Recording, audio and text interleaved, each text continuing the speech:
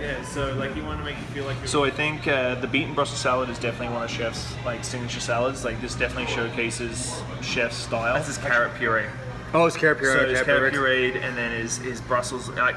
I'm always been a big fan of Brussels sprouts, but I put money down on anybody when they come in. They're like, because we have a small Brussels sprout side dish too, and they're like, oh, Brussels sprouts. I'm like, trust me, with the balsamic vinegar. Yeah, so good. Killer. I love Brussels sprouts. So what was the name of that again? The Beet and Brussels salad. Beet Brussels salad, awesome. Then the pork belly tacos. We did this as a feature after Culinaire because we were sort of talking about Culinaire. What are we going to do? We like doing tacos, but obviously we wanted to always sort of change it up. Yeah. To sort of showcase other elements of Mexican cuisine. But obviously something like Culinaire, taco is always the easiest thing to like, you can pound out tacos. Yeah. So we transported so much pork belly over there. And so it's got tomato jam, our house slaw, sweet pickled mustard seeds, and then the crispy pork belly. And then chef's chorizo papas, so it's chorizo potatoes.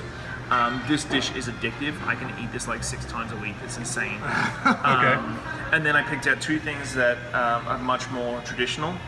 So the tamale, we were talking about Nelson earlier, been with us for 20 years. He still makes all tamales. Unreal. And he has since day one.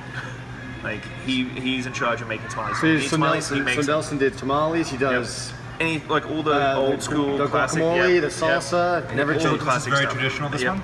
The tamale. So Tamale.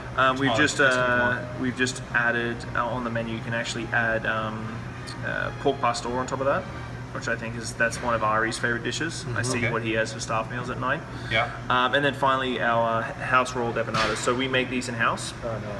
And so we make the chorizo in house and then roll it into the empanada dough. And the sauce that's and that's a marita. So like a nice spicy sort of pepper. Unreal. So it's definitely much more like classic style, and then bit flair. definitely the new flair. Nice. Yeah, it looks amazing. Yeah, it looks incredible.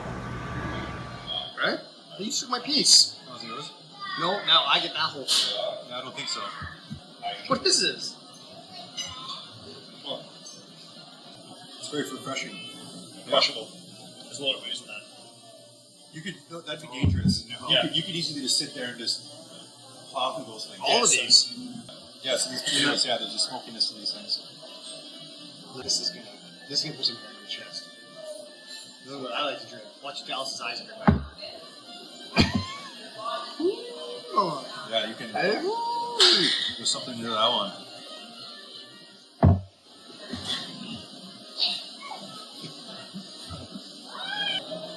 Pork belly.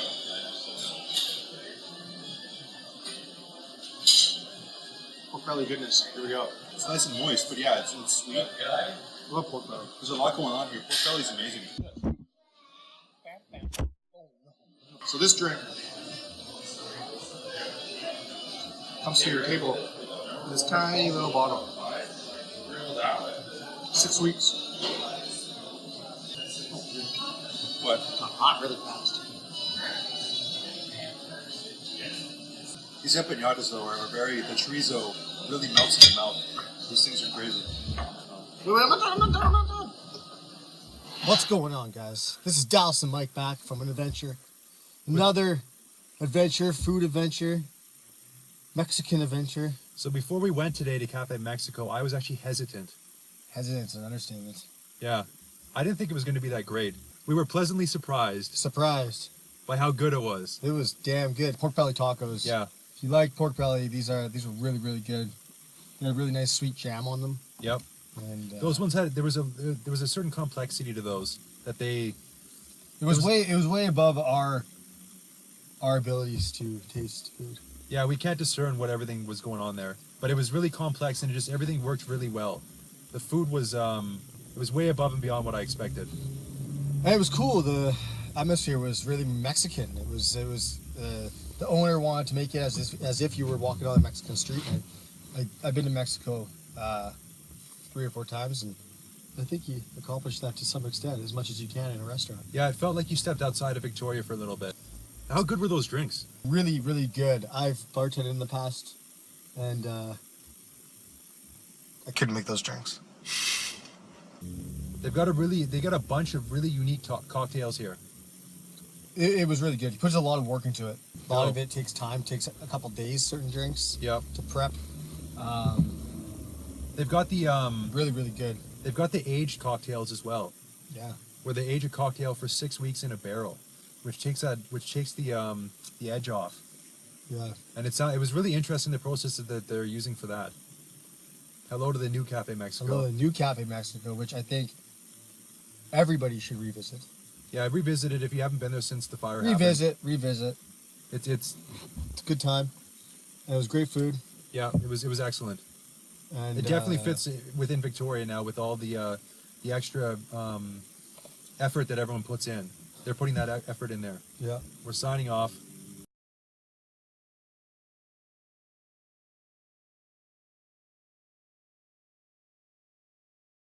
It's hard, like I'm looking at the camera and the screen. This is my way. Yeah. So look, it just looks like I have a lens head. I know. Oh yeah, you can't see that. I yeah. know, it's terrible. That's why I keep looking around. Yeah. Got Yeah, this- you just got to look into that. I got this lens You just head. have to I can't- trust. That's what I had the whole time we were eating. It's terrible. I couldn't do it. I'm never doing it again. You were gonna definitely do it.